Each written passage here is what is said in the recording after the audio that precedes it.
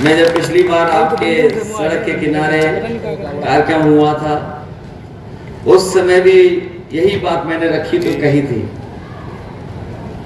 और आज भी मैं महसूस वही बात करता हूं कि यहाँ की जनता ने मन बना लिया है कि एक एक वोट समाजवादी पार्टी के पक्ष में पड़ने जा रहा है। और ये जिम्मेदारी अब आपकी और बढ़ जाती है, क्योंकि पिछली बार तो चाचा यहां थे, लगातार संपर्क कर रहे थे। अभी आपने मुख्यमंत्री जी का सुनी लिया आपने, जो मुख्यमंत्री जी हैं उनके बारे में क्या कहना। जब विधानसभा में हम लोग रहते हैं तो वो गिनती भी उल्टी पुल्टी पढ़ते हैं। एक बार कोई सवाल को लेकर के वो खड़े हो गए और जाने कहां से वो अखबार लेकर के आए और उस अखबार की खबर के माध्यम से कहने लगे कि 46 में 56 भर्ती हो गए थे एसडी। और उस दिन से लेकर के आज तक हम लोग कई जगह पर कई माध्यम से पूछते रहेंगे, भाई वो कम से कम 46 से 56 वाली सूची तो दे दो। और अभी पता नहीं क्या भाषण दे के गए जो प्रसाद को चूरन समझते हैं। बताओ, ये हमारे मुख्यमंत्री, आपने देखा हुआ सदन में जब भी चाचा को देखते हैं तो खबर आ जाती है। तो जब जसवंत नगर में आए तो स्वाभाविक था कि उन्हीं के क्षेत्र में आए, और ऐसा नहीं कि उन्हें नहीं पता था, बस वो वोट मांगने की औपचारिकता करके गए हैं। उनकी जो एजेंसी के लोग हैं या जो हमारे आपके आसपास खाकी वर्दी के लोग खड़े हैं और एक आध और भी कहीं छिप के खड़े होंगे जो भाषण नोट कर रहे होंगे, वो खुद सूचना दे देते हैं कि ये लाखों लाख वोट से आप जसवंत नगर से हारने जा रहे हैं। और आज तो जसवंत नगर है और तारीख 1 मई है। ये समझ लो बीजेपी गई, इसका पता नहीं लगेगा इसके बाद। और फिर जब चाचा ने इलाज करने की ठानी लिया है तो सोचो वोटों से कैसा इलाज होगा इनका। ये जनता तैयार है। हमारे गुजरात के क्षत्रिय भाई लोग तो तलवार से नहीं, इस बार मतदान से मतवार कर रहे हैं, उससे इलाज कर रहे हैं। और जसवंत नगर वाले भी इस बार अपना एक एक वोट डाल करके भारतीय जनता पार्टी के लोगों का इलाज करने के लिए तैयार हैं। ये वो लोग हैं जिन्होंने सब कुछ उल्टा पुल्टा कर दिया और ऐसा उलझा दिया है देश को और तमाम चीजों को कि अगर ये नहीं हटेंगे तो हो सकता है ये संविधान को भी बदल दें।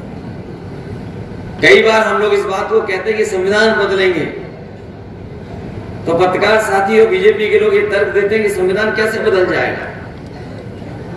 मैं उनसे जवाब में कहता हूं कि याद कीजिए कि भारतीय जनता पार्टी ने एक दिन फैसला ले लिया और फैसला लेकर के सब नोट बंद करा दिए। क्या किसी पत्रकार को पता था? क्या किसी जनता में किसी सदस्य को पता था?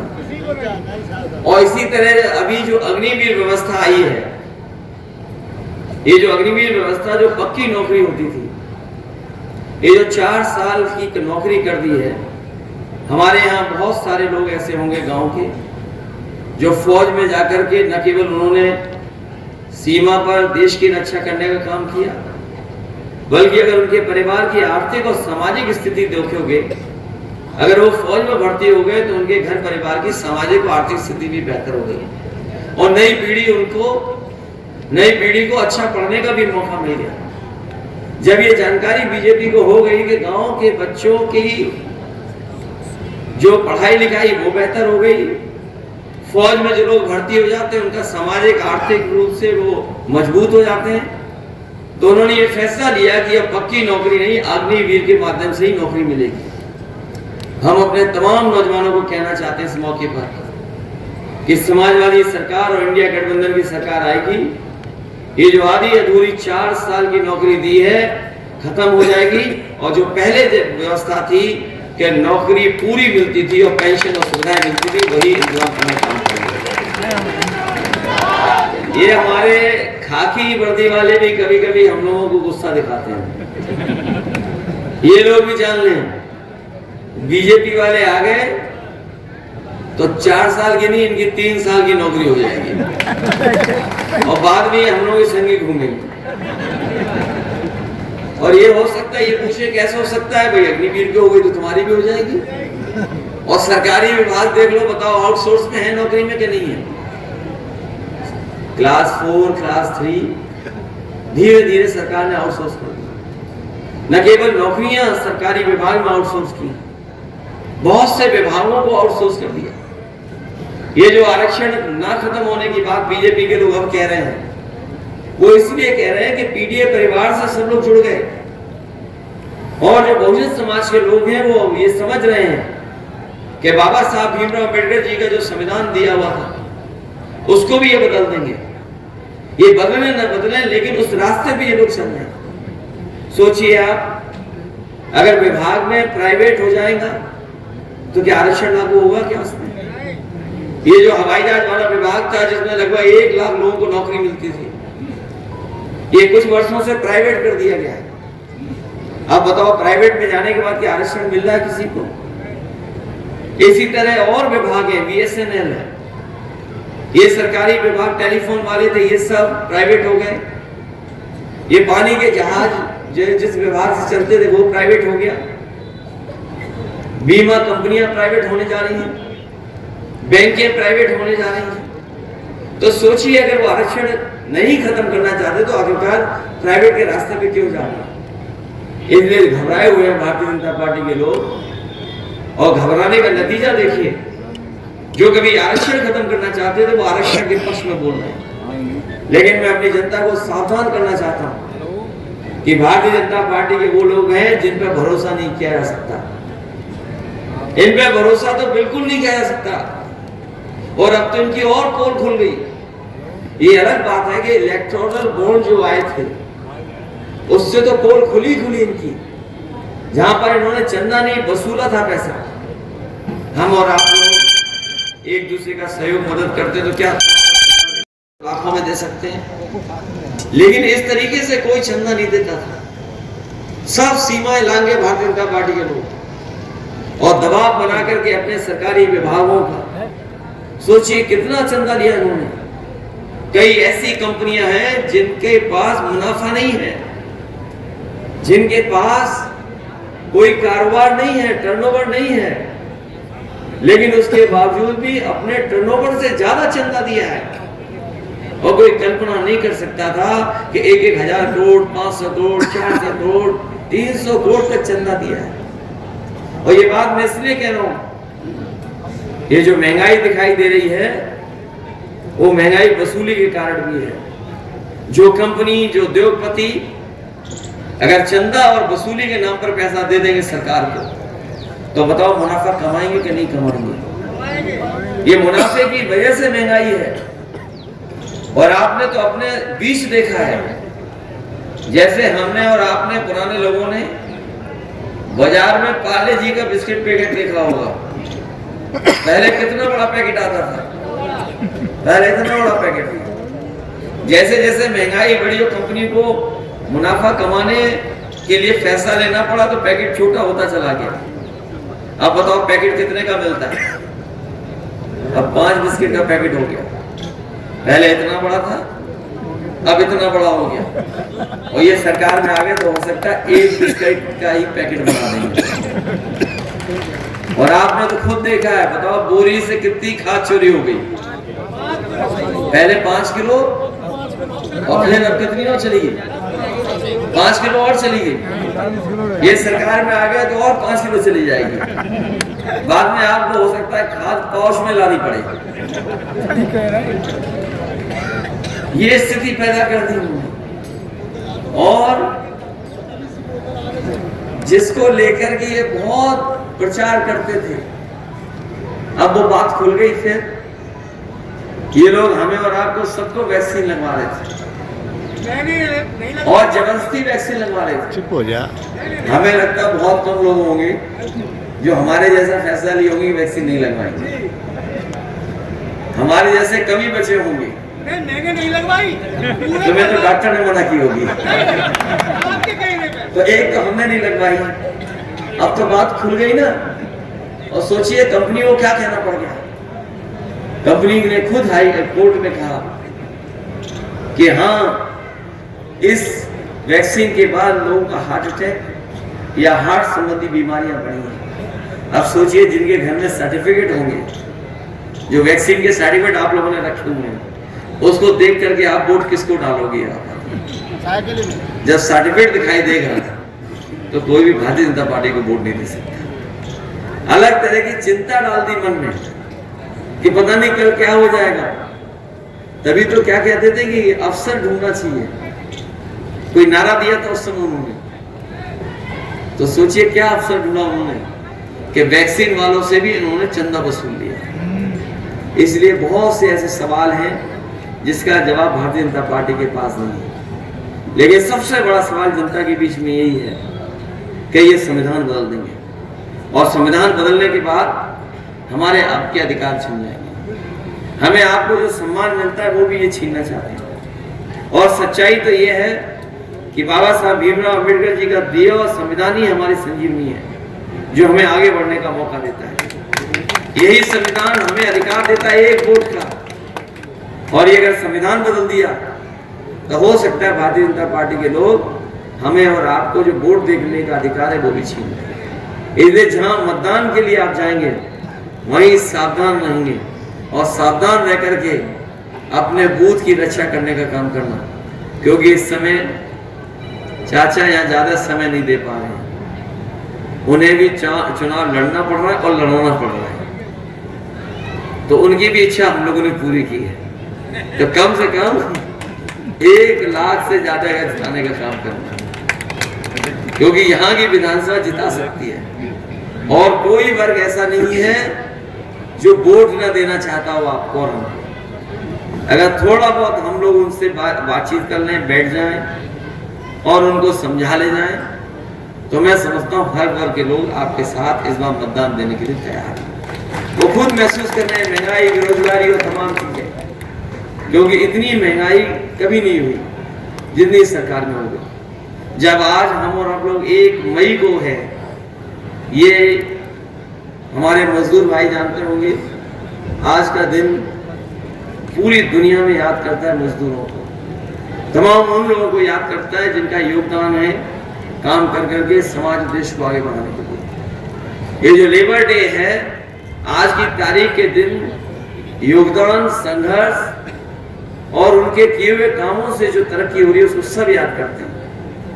जो साथी कानून को समझते होंगे, इन्होंने कोरोना की आड़ में लेबर लॉ, जिसके लिए मजदूरों को अधिकारों को पाने के लिए मजदूरों को न जाने कितना संघर्ष करना पड़ा था। दुनिया में जहां जहां मजदूर संगठन थे, उन्होंने कई मौकों पर संघर्ष किया। न जाने कितनी बार उन्हें पुलिस से झगड़ा होने की वजह से जाने खोई। न जाने कितने पुलिस के लोग इस आंदोलन में शहीद हुए।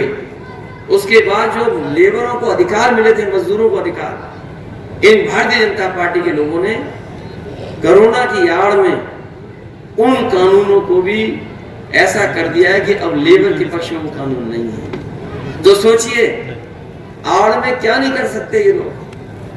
इन्होंने छिप करके हमारे तमाम मजदूरों को जो कई सौ वर्षों के संघर्ष के बाद जो अधिकार मिले थे, जो उन अधिकारों को छीनने भी काम किया है। इसलिए इनसे सावधान रह करके इन भारतीय जनता पार्टी को हटाने का काम करना। जो पहले और दूसरे चरण के वोट पड़े हैं, उस चरणों में भारतीय जनता पार्टी और उनके सहयोगी लोग बहुत पीछे छूट गए। इसीलिए उन्होंने अपना 400 पार का नारा बदल दिया। न केवल नारा बदला है, बल्कि उनके भाषणों में आप देखो क्या भाषा का इस्तेमाल हो रहा है। जो भाषा बोली जा रही है वो लोकतंत्र में कोई स्वीकार नहीं कर सकता। और जिस तरह के शब्दों का इस्तेमाल किया जा रहा है, अगर उन्हीं शब्दों को और उन चीजों का अगर हम आकलन निकालें और बैंकों से अगर आंकड़े निकालें, तो शायद भारत में सबसे ज्यादा गरीबों ने सोना रख करके कर्ज लिया होगा। सबसे ज्यादा बैंकों से लोगों ने, गरीबों ने कर्ज अगर लिया है तो सोना रख करके कर्ज लिया। और यही बीजेपी के लोग जो बड़े बड़े लोगों का कर्ज माफ कर चुके हैं, और इतना नहीं, छोटा मोटा कर्ज नहीं माफ किया, लगभग 16 लाख करोड़ कर्ज माफ कर चुके उद्योगपतियों का। इसलिए गठबंधन ने और इंडिया गठबंधन ने तय किया है, समाजवादी पार्टी ने फैसला लिया है कि इस बार दिल्ली की सरकार बनेगी तो अपने किसानों का पूरा कर्जा माफ होगा। जिस तरीके से उद्योगपतियों का कर्जा माफ हुआ है, उनका करोड़ों का कर्जा माफ हुआ है, हमारे किसानों का तो लाखों का है, करोड़ों का किसी का नहीं है। जब बीजेपी ने कर्ज माफ करने का फैसला लिया तो इन्होंने जो मानक तैयार किए वो ये कहा कि 5 करोड़ से ऊपर जिन्होंने कर्ज लिया उनका कर्ज माफ होगा। यहां जितने लोग बैठे हैं, आसपास जितने लोग होंगे, किसी का भी करोड़ों में कर्ज नहीं होगा, लाखों में कर्ज होगा। कि हमारे गरीब छूट जाए, किसान छूट जाए, गांव में रहने वाले छूट जाए, उनका कर्ज ना माफ करना पड़ेगा। इसलिए बीजेपी ने जब कर्ज माफ किया तो यह फैसला लिया कि 5 करोड़ से ऊपर जिन लोगों का कर्ज है वो कर्ज माफ होगा। हम समाजवादी और इंडिया गठबंधन के लोग कहते हैं जो किसानों का लाखों लाख कर्ज है वो पूरा माफ करने का काम करेंगे। अगर उद्योगपतियों का माफ हो सकता है तो किसानों का भी हमारा माफ होगा। इसी तरह राशन को लेकर के इन्होंने गरीबों से वोट ले लिया। पिछला चुनाव था तो राशन में न जाने क्या क्या दे रहे थे, और जो राशन आ रहा है उसमें बताओ क्या आ रहा है? ये आपका स्वास्थ्य बेहतर करने के लिए दे रहे हैं। सोचो, पहले दे रहे थे रिफाइंड तेल, नमक, और न जाने क्या क्या देना चाहते थे। वोट ले लिया, सरकार बन गई, अब बताओ राशन में क्या दे रहे हैं? वो इसलिए बाजा दे रहे हैं कि आपका स्वास्थ्य बेहतर हो। और ये हम अपने गरीबों को कहना चाहते हैं, न केवल राशन की गुणवत्ता बेहतर करेंगे, बल्कि जिस तरीके से संपन्न लोग या जो शहर में रहने वाले लोग पैकेज आटा खा रहे हैं वो स्वादिष्ट भी है या उसमें गुणवत्ता भी है, पौष्टिक भी है। समाजवादी सरकार और समाजवादी लोगों ने तय किया है कि अपने गरीबों को भी पौष्टिक आटा के साथ साथ डाटा फ्री दिलाने का काम करेंगे। और डाटा इसलिए कि दुनिया में बड़ा ताकतवर देश अमेरिका, आप पता कर लेना, जानकारी कर लेना, कई शहरों में लैपटॉप फ्री दे रही है अपने बच्चों को। वो इसीलिए दे रही है लैपटॉप क्योंकि वो समझ रहे हैं कि जिस समय कोरोना आया था संपन्न परिवार के लोगों ने, बच्चों ने तो पढ़ लिख लिया था, और जो गरीब परिवार के बच्चे थे, क्योंकि उनके पास कोई इंतजाम था, ना कंप्यूटर था, ना लैपटॉप था, ना अच्छा मोबाइल था, वो पढ़ाई लिखाई भी नहीं कर पाए, उनके सालों साल चला गया। लेकिन जो संपन्न परिवार के लोग थे जिनपे मोबाइल था, लैपटॉप था, कंप्यूटर था, वो ऑनलाइन पढ़ाई कर सकते थे। और हम तो ये कहते हैं कि जो समाजवादियों ने लैपटॉप दिए थे वो उस समय भी इस्तेमाल हुए, और आज भी जहां होंगे वो आज भी चल रहे होंगे। और जब कभी भी ऑन करते होंगे तो उसमें नेताजी और हम ही लोग दिखाई देते हैं। तो उसकी भी नकल कर ली हमारी इस सरकार ने। हम लोगों ने इतना बड़ा दिया था लैपटॉप, इनने इतना कर दिया उसकी। और उसमें उंगली घिसते रहो तो वो चले नहीं चले पता नहीं। और 100 नंबर की भी नकल कर दी, एम्बुलेंस खराब कर दी। एम्बुलेंस इसलिए दी गरीब की मदद हो जाए, लेकिन एम्बुलेंस भी खराब कर दी। 100 नंबर इसलिए दी थी कि गरीब को भागना ना पड़े, खाने ना जाना पड़े, अगर कहीं झगड़ा हो, कहीं भी हो, फोन करे तो उसके पास पहुंच जाए। और जब से इन्होंने 100 से 112 किया तो इन्हें पुलिस वालों को ही लगा कि जब सरकार ने नंबर बढ़ा लिया तो हम भी अपनी वसूली बढ़ा दें। तो ये स्थिति पैदा हो गई सरकार में। इसलिए हम आपसे निवेदन और अपील करने आए हैं कि ये चुनाव मैनपुरी का पूरा देश देखेगा, पूरा देश की नजर होगी यहाँ। ये मैनपुरी नेताजी की वजह से और आप लोगों की वजह से पूरे देश में इसकी पहचान है। कम लोकसभाएं होती हैं जिनकी पहचान देश में बन पाती है, और जो वीआईपी लोकसभा जिनको गिना जाता है, माना जाता है, ये मैनपुरी भी वही लोकसभा है। ये पूरे देश की नज़र होगी जब आपने बाई इलेक्शन में मेहनत करके और साथ लेकर के इतने बड़े वोट से जिताया। हमें उम्मीद है कि ये तो परिवर्तन और सरकार बनाने का चुनाव होने जा रहा है और बीजेपी को हटाने वाला चुनाव होने जा रहा है। इसे आप सब लोग मिलकर के पहले से ज्यादा वोट देकर के समाजवादी पार्टी को रिकॉर्ड मतों से जिता देना।